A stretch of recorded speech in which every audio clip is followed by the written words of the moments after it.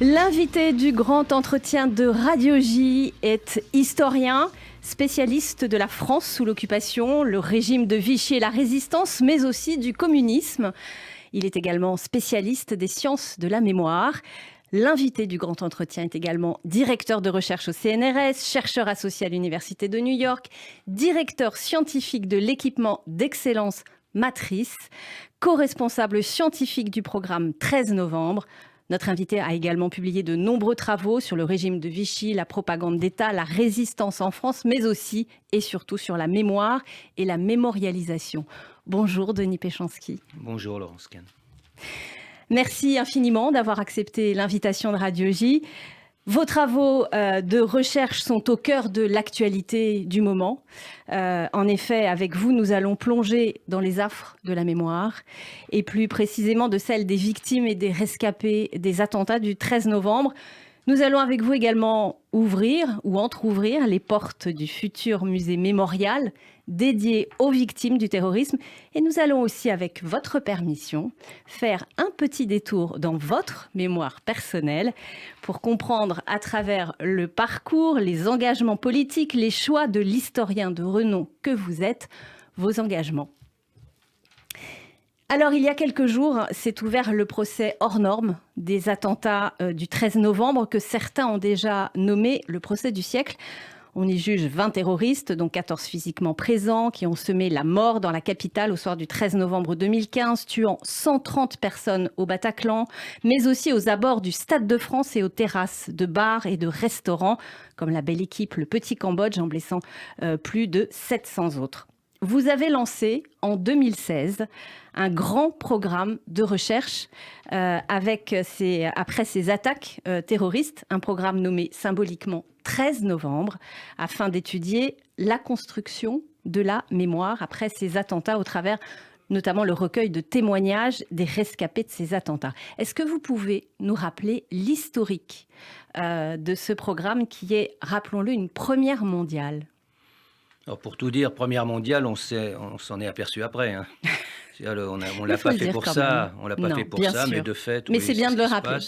Parce que c'est un programme qui a une dimension hors norme. Oui, effectivement, on doit travailler entre 2016 et 2028. On a une douzaine de disciplines convoquées. Depuis les neurosciences jusqu'aux sciences humaines et sociales, en passant par les sciences de l'ingénierie, le droit, enfin bon. C'est d'ailleurs l'originalité de ce programme, c'est justement tout est réuni, l'historien, le neuropsychologue. D'ailleurs, il faut saluer le neuropsychologue Francis Eustache, avec lequel... Oui, on co-dirige cette opération comme on co-dirigeait, de fait, c'est moi qui avais la direction scientifique, l'équipement d'excellence Matrice que vous évoquez, et ça permet aussi de renvoyer à l'origine de tout ça. C'est une sorte de pari scientifique. C'est ce qu'on fait d'habitude, hein, on se pose une question, on dit mais bon, et puis on explore. Et on voit ce que ça peut donner. Et ça s'est passé à la fin des années 2000. J'arrive à New York, je suis entre New York et Paris, parce qu'il y a un laboratoire franco-américain entre NYU et le CNRS. Et puis des liens entre le mémorial de Caen et le futur mémorial 9/11. Et donc je me retrouve entre les deux. Et moi j'avais une idée, c'est de me dire, mais finalement... Là, on travaille sur la mémoire collective comme historien. Bon, okay. Les représentations sélectives du passé qui participent à la construction identitaire de la société ou d'une partie d'un segment de cette société. Je reprends la définition un peu canonique maintenant que j'ai établie. Et donc, je me dis, mais finalement, si on veut vraiment comprendre pleinement cette mémoire collective, est-ce qu'il ne faudrait pas s'interroger sur les dynamiques cérébrales de la mémoire ? Comment cette mémoire se constitue, c'est ça ? Individuellement. Et inversement, la révolution de l'imagerie montrait bien que si on voulait complètement comprendre les dynamiques cérébrales de la mémoire, il fallait prendre en compte l'impact du social. Donc je dis, bon, je lance ça. et je vais voir ce que ça donne. Et je me suis retrouvé avec des neuroscientifiques et des cognitivistes et qui se sont dit, ben oui, c'est vrai que c'est une bonne question. On a commencé à parler, on s'est aperçu que, on parlait de la même chose, qu'on parlait de la mémoire, qu'on avait des concepts qui étaient proches, même si évidemment c'était la singularité de chacune des disciplines de creuser tel ou tel domaine. Ça a commencé comme ça. Alors on a eu un grant aux États-Unis pour échanger, étudiants et puis les académiques, comme on dit, ou les scholars. Ensuite, on a eu cet équipement d'excellence. C'est-à-dire, ça fait partie des outils qui ont été développés dans le cadre du Grand Emprunt, dans la suite de la crise de 2008, où le président Sarkozy a dit, bon, voilà, maintenant, je désigne Alain Juppé et Michel Rocard, vous réfléchissez à la façon de relancer et qu'est-ce qu'on doit prioriser. Et les deux ont dit, au bout évidemment de quelques mois, eh bien, on doit mettre le paquet sur l'université, la recherche et l'innovation en particulier. Donc, voilà. Donc, à partir de là, il y a eu toute une série d'outils, dont des équipex, il y a des labex, laboratoires d'excellence, il y a des IDEX, initiatives d'excellence, donc les nouvelles grandes universités, et il y a les équipex qui sont des équipements d'excellence, c'est-à-dire des plateformes de technologiques ou des outils technologiques qui sont mis en place pour répondre à une interrogation. Et donc, on est comme en amont de la recherche. Et ça correspondait bien à ce que finalement on était en train de faire. On travaillait sur le 11 septembre, on travaillait sur la Deuxième Guerre mondiale, c'est ce qu'on avait priorisé. Et puis on s'était dit, bon, on va essayer de développer des outils, une chaîne d'outils qu'on va pouvoir mettre à la disposition évidemment de la communauté scientifique, et puis creuser un peu notre affaire, quelle est l'articulation entre mémoire individuelle, mémoire collective, comment ça évolue dans le temps, etc. Et puis arrive le 13 novembre. Et là, c'est le choc. Bon, il y avait déjà eu janvier, j'étais malade en janvier, vraiment malade physiquement, enfin, c'était terrifiant.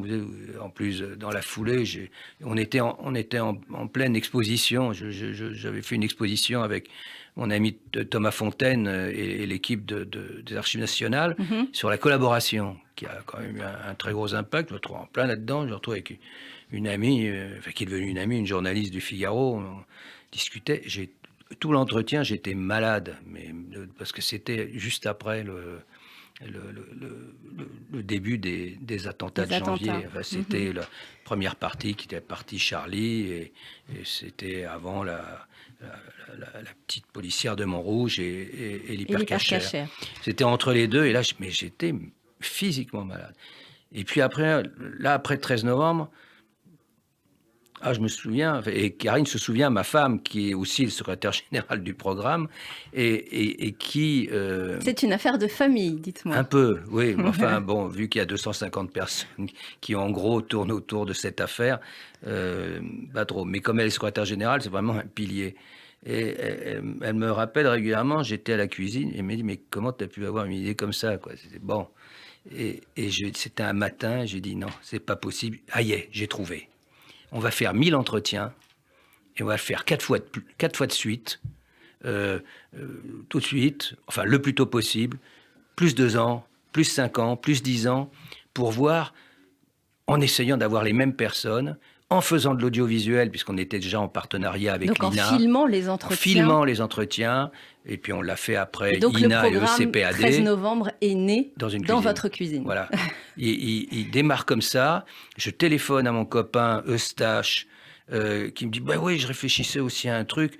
Écoute, donc, moi j'ai envie... Eustache, qui est neuropsychologue. Alors lui, évidemment, il me dit, tu vois, moi j'ai envie qu'on travaille sur ce qui est la pathologie centrale dans ces chocs traumatiques. C'est le fameux trouble de stress post-traumatique, ou PTSD, ou PTSD, puisqu'on prend le sigle évidemment anglo-saxon en pensant qu'il est français, mais peu importe. Donc le TSPT ou le PTSD, il m'a dit, je veux qu'on creuse ça. On va faire la même chose. Bon, en 3 fois, on n'a pas besoin de le faire en 4. On va faire l'imagerie cérébrale. Je dirige un labo, je dirige la plateforme Cicéron à l'époque, qui est une plateforme d'imagerie, une des plus importantes en France. On va faire ça. On fonce. Voilà. Ça démarre comme ça. C'est ça la science, quoi. C'est du bottom-up. C'est pas quelqu'un qui nous dit il faut faire ça. Voilà. C'est les circonstances aussi, le hasard les circonstances, et et puis tout d'un coup, une sorte de sentiment d'urgence. Du sentiment on va répondre avec nos armes. Voilà, qui sont les armes de la recherche, de la connaissance, dans une démocratie. Et donc, vous vous lancez dans ce programme, oui. Et vous lancez un appel à témoins. Comment se passe? Là, ça commence pas comme ça, parce que le problème, c'est que c'est bien, l'idée, c'est du bottom-up, mais si vous voulez ensuite lancer l'opération sur 10 ans, si vous voulez des sous pour financer une très grosse opération de ce type, c'est du top-down, là. Donc, il faut essayer après, prendre les contacts. Donc, on va voir les tutelles. Hein. Je vais voir le patron du CNRS, à l'époque c'était Alain Fuchs. Et lui-même avait lancé un appel aux chercheurs, à peu près au même moment, disant allez, on va il faudrait se mobiliser, il faudrait répondre. Donc je vous demande de m'envoyer des projets, et puis voilà, pour des résultats dans 1 an, 18 mois. Alors je lui ai envoyé un mail, je connaissais, j'ai dit cher Alain, superbe ton appel. J'ai un petit problème. Bon. Tu n'auras pas les résultats dans 1 an ou 18 mois, tu les auras dans 12 ans. Et puis, ça ne coûtera pas 10 000 euros à peu près, comme tu envisages de payer chacune des études. Ça coûtera beaucoup, beaucoup plus cher, compte tenu de l'ambition qu'on a. Alors, je lui détaille les premiers projets.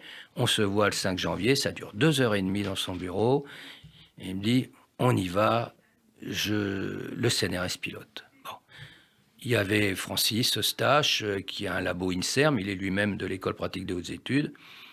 Alors je dis, mais quand même, comme il y a toute une partie neuro, est-ce que l'INSERM dit, ouais, en plus je m'entends très bien avec Yves Lévy, bien entendu, s'il est d'accord, on voit Yves Lévy, c'était réglé, et ainsi de suite. Il y a 30 partenaires dans notre affaire, 30 partenaires entre les universités, les labos, les institutions, l'INA, le CPAD, pour faire les entretiens audiovisuels. On a démarré, on a obtenu le soutien à l'époque, ce qu'on appelle le commissariat général à l'investissement, ce qui demandait évidemment aussi des contacts politiques, bien entendu, sûr. Et ils ont tout de suite accroché, l'équipe de François Hollande a tout de suite accroché, parce qu'ils cherchaient, ils disaient, mais qu'est-ce qu'on peut faire, quoi. Et qu'est-ce qu'on peut faire contre quoi?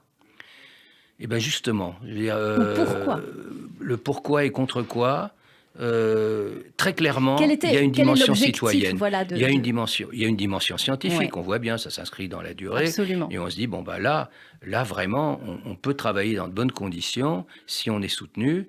Et en plus, on se dit, mais on va répondre avec nos armes à nous.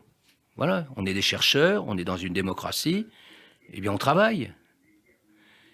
Et puis, il y a un truc du type qui me poursuit depuis, et pas que moi, c'est on leur doit bien ça. On leur doit bien ça aux victimes? Oui. Et donc, il y a toujours ça en continu. Ce programme aurait été impossible si on n'avait pas eu le soutien des rescapés, si on n'avait pas eu le soutien des parents endeuillés, qui sont toujours là, qui ont tout de suite compris l'importance de l'affaire. Et comment vous leur présentez d'ailleurs à ces témoins, à ces rescapés, à ces victimes? Au début voilà, comment vous leur présentez votre projet? On les voit, on leur dit voilà ce qu'on veut faire. On leur dit programme scientifique, programme transdisciplinaire, comme c'est un milieu déjà assez favorisé, donc ça fait des clics. Ils disent tiens, oui, c'est original de mettre ensemble des disciplines aussi différentes. Et puis on va vous enregistrer, vous allez pouvoir parler autant que vous voulez. On va essayer de comprendre les pathologies qui vous arrivent, et puis plus généralement, comme c'est la mémoire globale qui nous intéresse, donc on va prendre des gens qui sont comme vous, mais on va prendre aussi des gens qui étaient du quartier mais n'étaient pas exposés, des gens du reste de Paris. L'originalité de ce programme aussi, c'est que vous donnez la parole aux victimes, bien sûr, aux rescapés, mais aussi aux familles, aux témoins, aux urgentistes, aux pompiers. Mais bien au-delà, je vais vous dire. Aux gens de la rue. Ceux-là, c'est ce qu'on appelle le cercle 1. Oui. Ceux qui sont exposés. Et ceux qui sont exposés et qui sont, parce que c'est aussi la définition internationale, ceux qui sont potentiellement exposés à un trouble de stress post-traumatique. On voit bien comment déjà on articule, y compris dans le choix de nos cercles.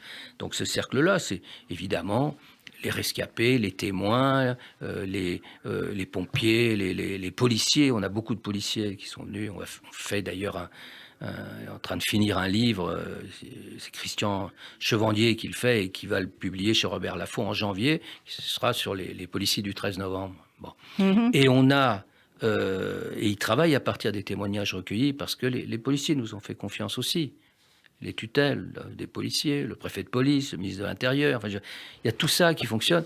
Donc on a ce cercle 1 qui inclut aussi, outre les personnels de santé bien sûr, les parents endeuillés.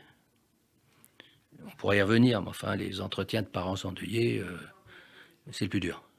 Oui, vous l'aviez, enfin, on s'était déjà rencontrés sur Radio J pour parler effectivement de ce programme 13 novembre.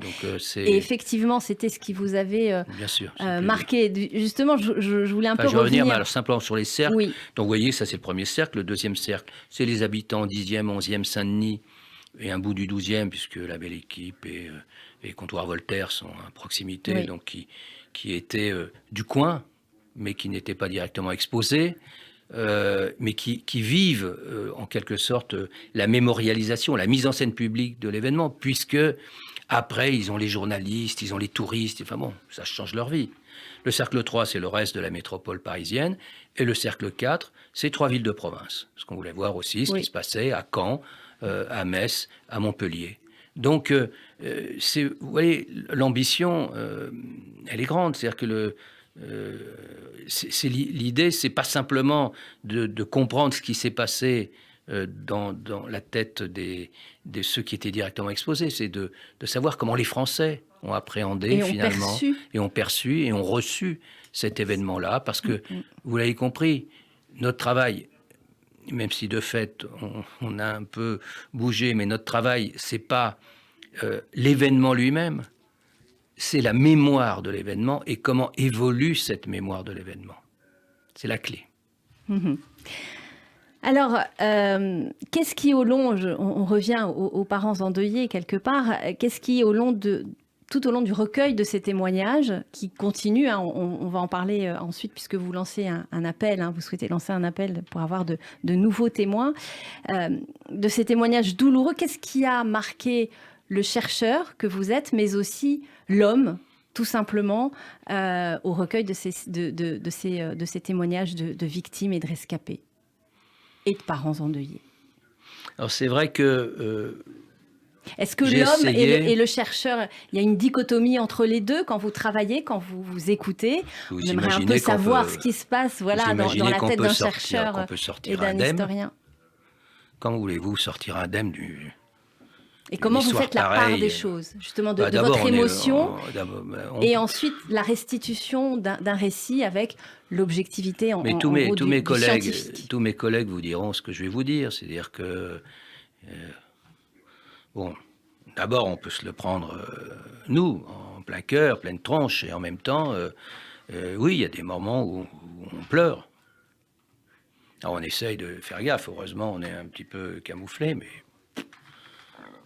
Vous savez, c'est compliqué. Alors, c'était surtout compliqué en 2016, la première phase, mais enfin encore 2018. Et puis là, on a des victimes qui sont passées en dessous des radars, totalement inconnues. Des gendarmes, par exemple, qui vous racontent ce qui s'est passé au Stade de France, comme jamais on l'a entendu. Parce que personne ne leur a demandé, parce que personne ne savait qu'il y avait un groupe de gendarmes là-bas. Ça a été un moment... Et donc, si vous voulez, pourquoi je vous dis c'est compliqué, bon, je me souviens de quelqu'un qui... Ils deviennent des amis, bon, soyons clairs. Même si on reste très pro et qu'on va faire des entretiens. Mais, chacun devient un ami. Mais oui, parce que, voilà, il y a des liens qui se tissent. Ils vous livrent, en fait, les... Ben oui, parce que cet entretien se présente d'abord comme un entretien non directif. C'est-à-dire qu'on leur dit, cela, je peux le dire, parce que même si c'est secret globalement, d'avoir toutes les... Je ne vais pas vous dire toutes les questions qu'on pose, mais il y a une partie qui est non directive. Et le truc tout bête, on commence, racontez-nous le 13 novembre. Bon. Et là, la consigne, elle est claire. Pour tous ceux qui font les entretiens, parce qu'on en a beaucoup qui font des entretiens, c'est vous ne relancez qu'à partir du moment où la personne s'est arrêtée de parler. Moi, j'ai un jeune gars qui était au Bataclan. Alors, c'est un cas extrême, bien sûr, mais et qui me dit, avant de commencer, parce qu'évidemment, comme vous, hein, vous commencez à discuter un petit peu pour mettre un peu en confiance. Et il me dit, vous savez, j'ai une bonne mémoire. Il n'y a aucun problème. Entre ma première question et, non pas la deuxième question, mais la première relance, le truc où je dis, vous m'avez dit ça, est-ce que vous pouvez me préciser? Bon. Il s'est passé 1h30. J'ai interviewé Manuel Valls. Bon, il était alors, comme vous le savez, Premier ministre. Bernard Cazeneuve était ministre de l'Intérieur. Et François Hollande, président. Les trois ont témoigné. Vous les avez entendus? Oui. Comme les autres témoins? Comme les autres, ce qui était normal. Bon, Manuel Valls, il a commencé, je lui ai posé la première question. Il m'a parlé pendant 1 heure. Je n'ai pas eu besoin de l'interrompre. C'était très construit. Et puis, mais plein d'humanité aussi. Il ne faut pas penser qu'on est dans des discours stéréotypés. Voilà, c'était ma question. Est-ce que, dans ce cadre-là, vous les avez entendus tous les trois? Ils oublient la caméra, et eux aussi. Est-ce qu'ils arrivent à sortir de leur rôle, de leur rôle de politique, de représentation, pour arriver au cœur de l'humanité, enfin de leur humanité, mais en et même vous temps livrer... puis en même temps, le cœur de ce qui de ce qui les anime. De ce qu'ils ont en tête. Anne Hidalgo le répète aussi souvent, mais on l'a interviewé déjà 2 fois, puisque ce qui est magnifique, c'est que tous ils reviennent, quoi. Alors que, bon, ils peuvent se dire, ça va, il est gentil, Péchanski, mais on lui a déjà donné une interview, on va pas recommencer. Non, ils ont compris que, ok, il veut comprendre comment évolue la mémoire, et oui, on y va aussi. Bon. Quand Anne Hidalgo répond, toutes ses réponses tournent autour de Paris. On le sait par ailleurs, mais là, c'est stupéfiant par rapport à d'autres. C'est flagrant. Quand François Hollande a dit, surtout après d'ailleurs, il a dit, mais il nous dit lors de l'entretien, moi, mon obsession, c'était qu'il n'y ait pas de fracture de la société française, qu'il n'y ait pas des ratonnades, tout simplement, des règlements de compte, des choses comme ça. C'est son obsession. Mais il nous le dit. Alors, il l'a dit après, donc je peux le dire. Il n'y a rien de secret. Alors, vous voyez, c'est des choses comme ça. Et puis, il y a le...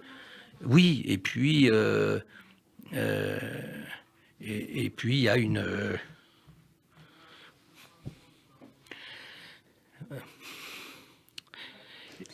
pardon. Et il y a aussi des parents... Voilà.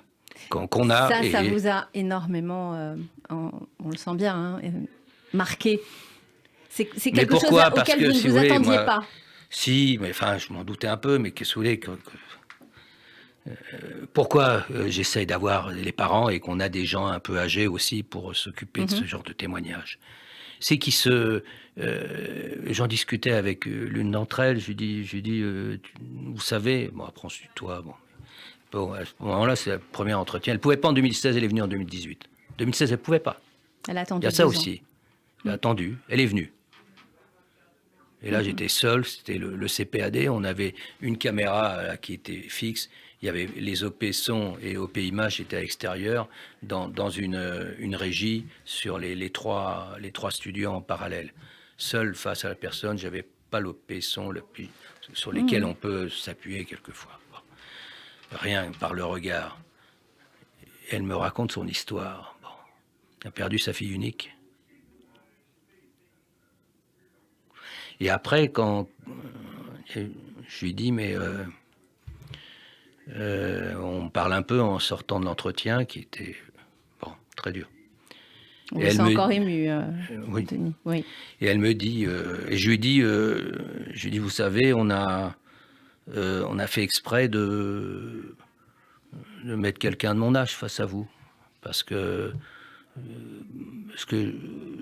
on pense que vous pouvez vous dire, tiens, lui, il peut comprendre, il a des gosses qui ont l'âge de ma gosse.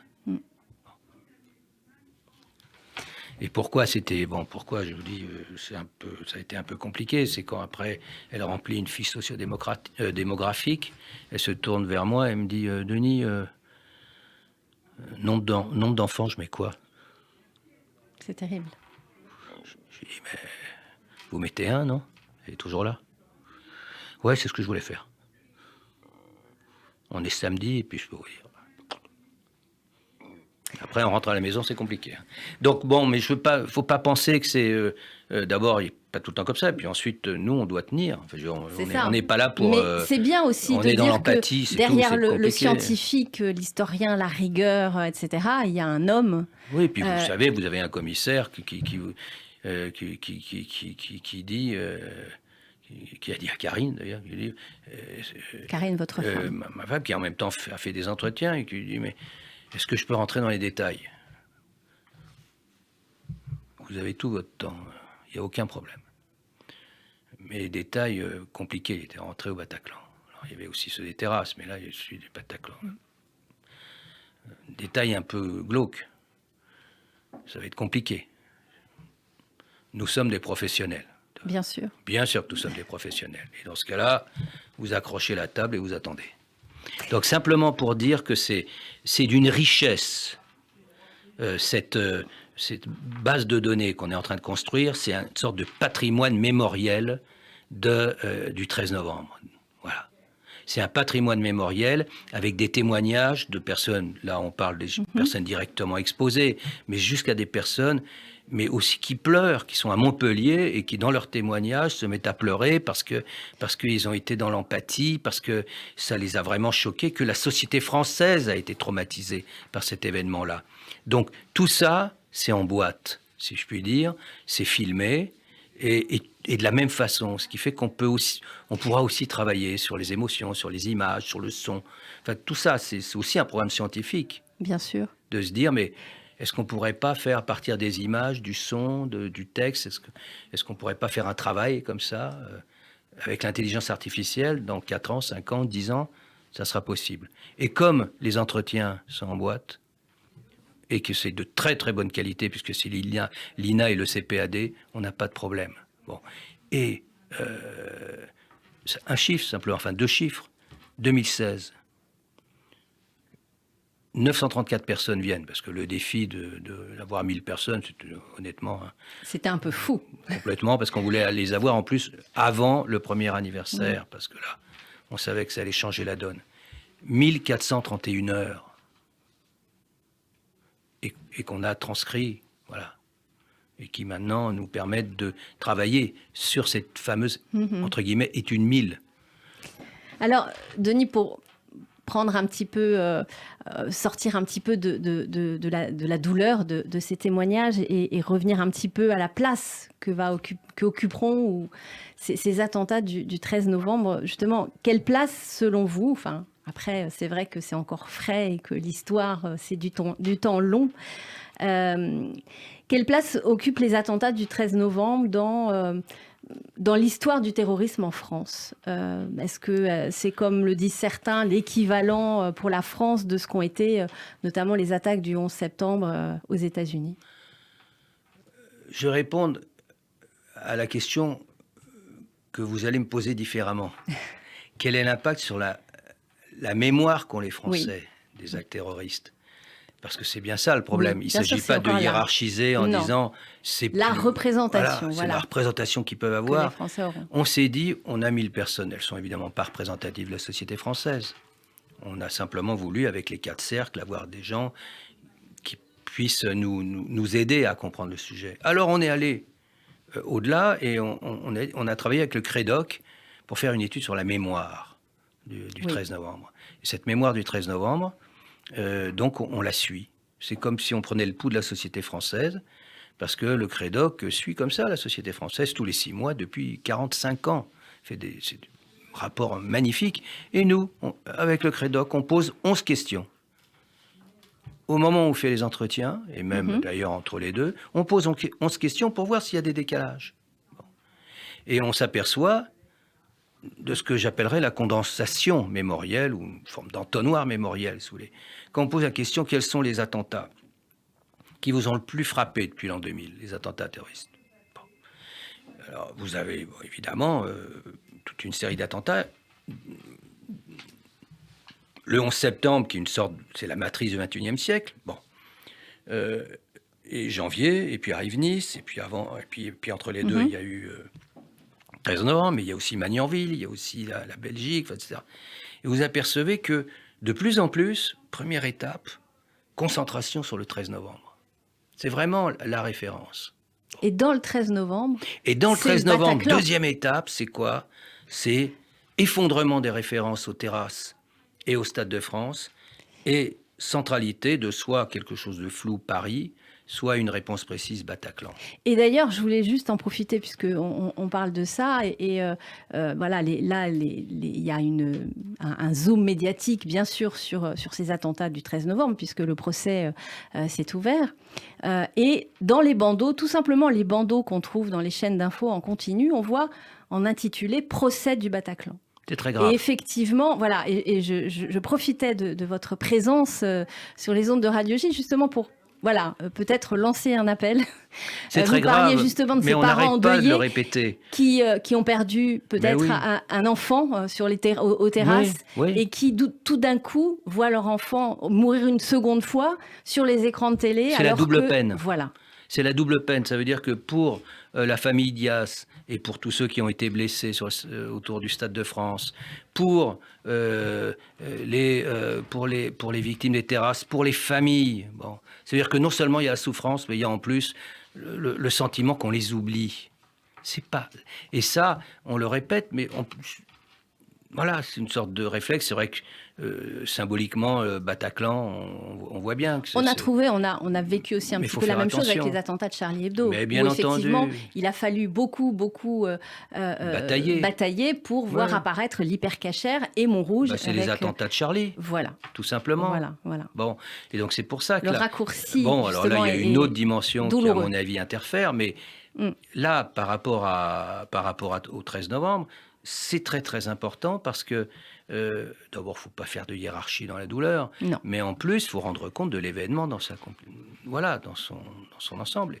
Et encore une fois, le 13 novembre, pour l'instant, on verra bien, est devenu la référence des attentats terroristes depuis l'an 2000, alors que les attentats de janvier, malgré le procès de l'an dernier, restent en format sinusoïdal, c'est-à-dire que vous avez en janvier, au moment des commémorations, de la médiatisation, ah oui, parce qu'on fait aussi un sondage en janvier, on voit bien, ah mais oui, il y a aussi janvier, et donc il remonte. Et tout de suite après, ça redescend, et ainsi de suite. Peut-être que ça va changer. Ce que j'ai vu, moi, en janvier dernier, avec les dernières études qu'on a, c'est que ça n'a pas fondamentalement changé les choses, le procès qu'on a eu. Donc je ne sais pas si le procès du 13 novembre va changer les choses. J'ai tendance à le penser, et surtout, comme enjeu, c'est est-ce que ça va participer de la construction d'un récit collectif et partagé. Et j'ai eu sur Facebook une question par une des personnes qui vient nous voir, qui est volontaire, et qui me dit... sur Facebook, il me dit, est-ce que tu ne crois pas que ça va changer la donne, le procès, puisqu'on fait la troisième vague d'entretien, en plus en plein dans le procès, on voulait le faire un peu plus tôt, mais enfin, il y a eu le COVID. un invité qu'on n'avait pas attendu, qui est de Covid. Donc ça a reculé de quelques mois. Et je lui ai répondu, mais c'est aux historiens, sociologues et aux autres de savoir dans quelle mesure, et puis de savoir si finalement... Est-ce que le procès ne va pas participer de la construction d'un grand récit partagé qui fait que des gens qui ont vécu des choses complètement différentes, du plus proche au plus lointain, vont peut-être nous tenir un discours beaucoup plus commun grâce à ce procès. Peut-être que, avec la médiatisation extraordinaire qu'il y a autour de ce procès, beaucoup plus importante qu'autour du procès de janvier, de janvier 2015, peut-être qu'on va arriver à ça. Peut-être que... mais peut-être que non. Et peut-être que oui, maintenant, et on va pouvoir comparer avec les deux premières fois. Ils nous ont déjà donné leur témoignage. On va voir, tiens, c'est marrant, c'est beaucoup plus complet, voilà, peut-être. Et peut-être que dans 5 ans, quand on va faire la 4e vague d'entretien, ça aura disparu, ou ça sera consolider. Vous reviendrez nous en parler sur Radio Promis. Sidonie. Donc, je voulais qu'on avance un petit peu. C'est vraiment passionnant et le temps passe très vite en votre compagnie. Je voulais qu'on parle de ce premier musée mémorial du terrorisme en France qui devrait être normalement inauguré, si tout va bien, en 2027. On a encore un petit peu de temps. Un lieu de commémoration qui sera donc dédié aux victimes depuis 1974. Je crois, année d'attentat du drugstore Publicis à Paris. Un nouveau projet qui est dirigé par l'historien Henri Rousseau, votre confrère, et vous avez vous-même intégré le comité de préfiguration de ce futur musée. Alors, est-ce que vous pouvez nous rappeler ce qui a présidé à la mise en place d'un tel lieu, et puis peut-être, voilà, dans justement la préservation de la mémoire. D'abord, est-ce qu'on sait de la préservation de la mémoire? Est-ce que c'est un lieu de travail sur la mémoire? Est-ce que c'est un lieu de commémoration? On a parlé de commémoration. Quelle est la vocation de ce musée? Alors Henri Rousseau en parlera bien mieux, mais pour les origines, il s'avère que j'étais effectivement dans le premier comité mémoriel et maintenant dans le comité de préfiguration, sollicité par Elisabeth Pelzet, qui était la déléguée interministérielle à l'aide aux victimes, et qui avait reçu commande, en quelque sorte, de réflexion sur qu'est-ce qu'on peut faire autour de la mémoire du terrorisme. Est-ce qu'on pourrait avoir déjà fixé une date commune d'hommage aux victimes? Ça, c'était la commande directe du président. Et puis, éventuellement, s'il y avait d'autres pistes. Donc, on a été réunis pendant quelques mois. On a remis un rapport.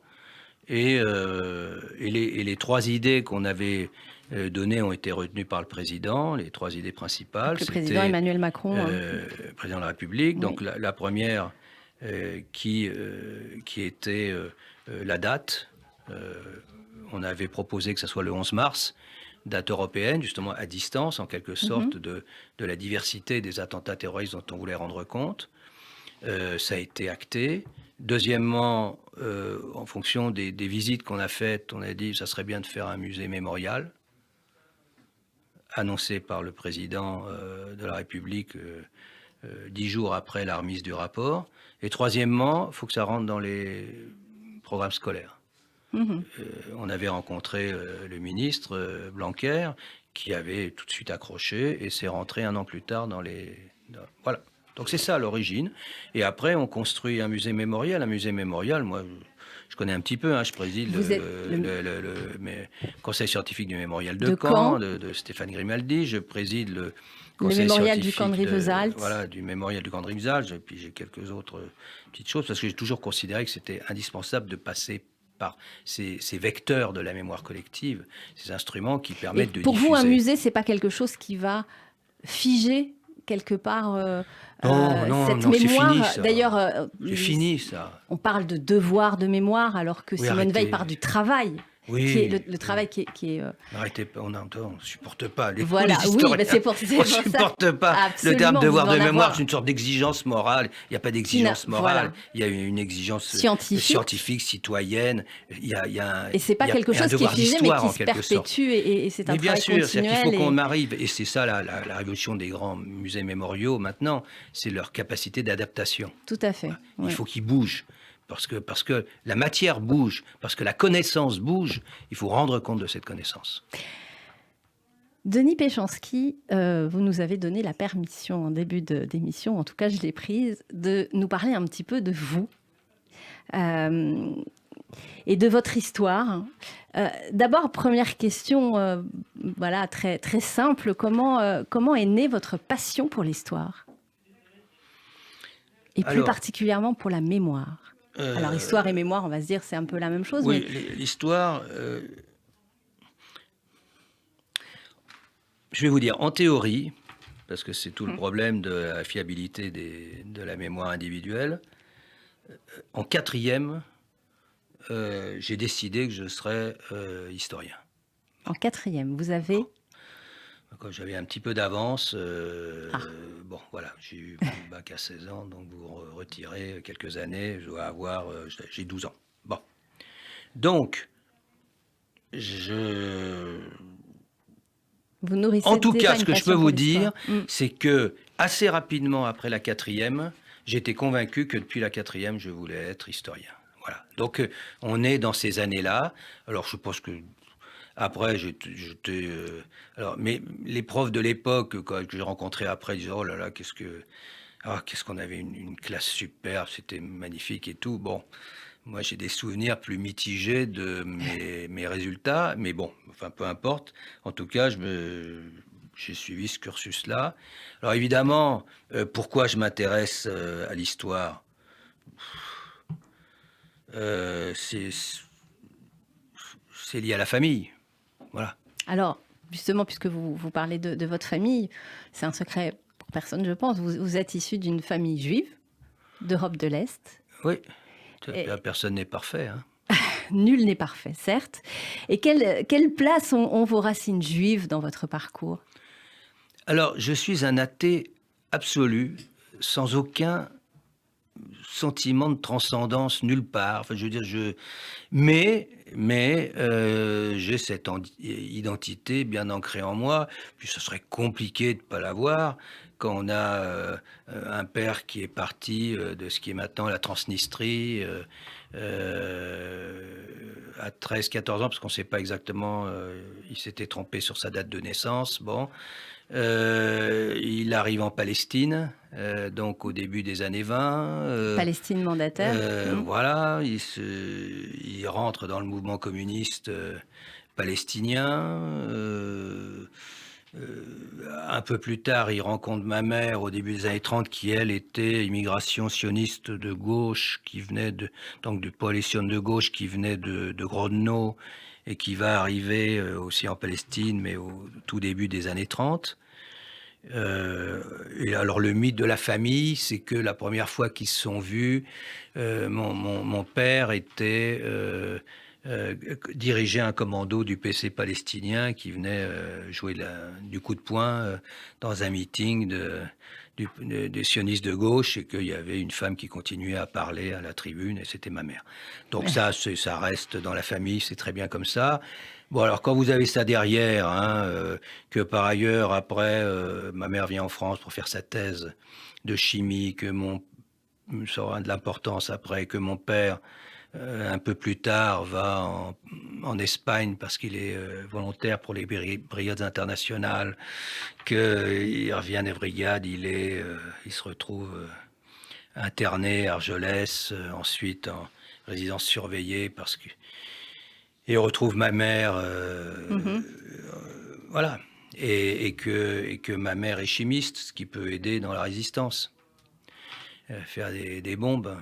Dans un groupe qui a un réseau dirigé par Robert Beck et qui va tenir jusqu'à l'été 42. Ils vont être arrêtés. Il y aura un procès qui se fera à la santé, et les deux mes deux parents vont être déportés, vont heureusement revenir. Puis comme ma mère sans doute trouvait qu'elle avait... elle n'en avait pas fait assez, donc elle a organisé du sabotage dans une des prisons dans laquelle elle se retrouvait. Et puis elle a atterri à Ravensbrück, mon père à Sachsenhausen. Puis ils sont revenus, pas en très bon état, et puis donc c'est une histoire qui... ça marque un peu, non ? Voilà, quand même, et on comprend aussi quelque part vos choix scientifiques. Oui, mais en même temps, j'ai deux frères.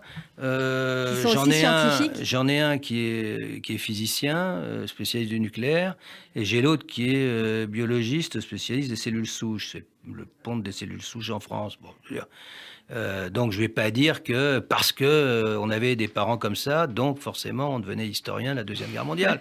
D'autant plus qu'au début, je m'intéressais à la Révolution française, comme tout bon communiste. Bon. Oui, parce que vous êtes aussi un spécialiste, on l'a dit en vous présentant, un spécialiste de l'histoire du communisme. Et avant, je vous dis, j'avais fait ma thèse avec Soboul. Où vous avez été exclu. Ma thèse. Oui, j'étais exclu du comme PC. Comme agent infiltré par la bourgeoisie, j'ai lu ça. Eh oui, c'est pas mal. Ça fait bien sur une carte de visite. Absolument. C'était en 81, en février 81. Alors justement, ça nous amène, puisqu'on arrive au terme de notre entretien, à vos engagements politiques. La politique joue un rôle important dans votre vie. Vous vous êtes engagé, hein. On parlait du communisme. Vous avez, après, une fois que vous avez été exclu, vous êtes passé au Parti socialiste. Et puis aujourd'hui, vous êtes... en tout cas, vous avez une sympathie pour Emmanuel Macron. Vous avez d'ailleurs appelé avec d'autres chercheurs, hein, c'était pas non plus anodin, hein, appelé à voter Emmanuel Macron. Oui, dès le premier tour, sans voilà. problème. Et je vais recommencer. On arrive au bilan, puisque dans quelques mois se profilent les présidentielles. Est-ce que, voilà, quel bilan vous tirez de ce quinquennat Macron? Est-ce que vous êtes déçu? Apparemment non, puisque vous dites que vous appellerez à revoter. Je trouve ça intéressant. Il y aura forcément des choses qui plairont plus ou moins. Si on prend ce qui s'est passé, que je trouve assez stupéfiant dans les 2 dernières années. Alors après, un début un peu chaotique, parce que j'ai été directement témoin de la question des masques. Mais là, dans la dernière année, y compris contre les experts, il a pris les bonnes décisions, parce que la décision est toujours politique. Et que là, la dernière étape, avec le coup de poing sur la table le 12 juillet, qui fait que la France, qui était à la traîne, devient le pays qui est parmi les plus vaccinés. Et ça nous permet, quand on voit le drame, l'horreur de ce qui se passe dans les Antilles, par contraste, on voit l'importance qu'avait cette vaccination. Donc je pense que bientôt on va aller vers l'obligation vaccinale, mais de fait, quand on est maintenant à 85%, 87% des adultes, des plus de 18 ans qui sont vaccinés, il a réussi son pari, donc il a bien géré. Ensuite, la relance économique, de voir le maire, Bruno Le Maire, je n'attendais pas vraiment comme étant le keynésien première ligne pour la relance économique. Il a joué ça. Et avec Bercy, que je ne voyais pas non plus dans cette position-là. Donc, ça me plaît bien. Son erreur pour moi, c'est la question du parti politique. C'est-à-dire de considérer qu'il n'avait pas besoin d'un parti politique, mais d'un parti à l'ancienne. C'est-à-dire un parti qui fait du porte-à-porte, un parti qui va voir les gens, un parti qui fait dans les sections des journaux les nouvelles d'eux avec chaque ville, et puis qui distribue tous les 3 mois, qui fait un travail de terrain. C'est ça qui manque. Bon. Alors, Denis Péchanski, on arrive au terme de notre entretien. On voit votre passion. Finalement, dernière question, réponse rapide, mais même si la question demanderait de plus ample développement. Mais de quoi êtes-vous le plus fier aujourd'hui? Si, quand vous vous retournez, l'historien que vous êtes se retourne sur son parcours, comme sur historien, ses engagements. Ou sur les engagements, ou sur la famille. La question est ouverte. On ne peut pas être fier de sa famille. Bien sûr qu'on est fier de ses gosses. Bien sûr qu'on est content de ce que font nos gosses. Bon, d'abord, on est heureux de ce qu'on a construit. Mais je n'ai jamais séparé les engagements que j'avais dans la société de mon engagement comme historien. Oui. C'est-à-dire que régulièrement, effectivement, j'ai eu à m'occuper de sans-papiers à certains moments que j'ai pu régulariser, y compris un jeune de terminale qui de fait est rentré dans la famille, un jeune Camerounais, voilà. Bon, ça, je suis fier de ça, ouais. Mais pas fier parce que, c'était une obligation, parce qu'on ne pouvait pas faire autrement. Pour vous, c'était votre devoir. Parce que, je veux dire, quand on a les parents qu'on a eus, on ne peut pas faire autre chose. Bon. Denis Péchanski, merci beaucoup d'avoir accepté cette invitation, d'avoir passé ces quelques minutes passionnantes en votre compagnie. On vous retrouve très bientôt sur Radio J. Merci beaucoup.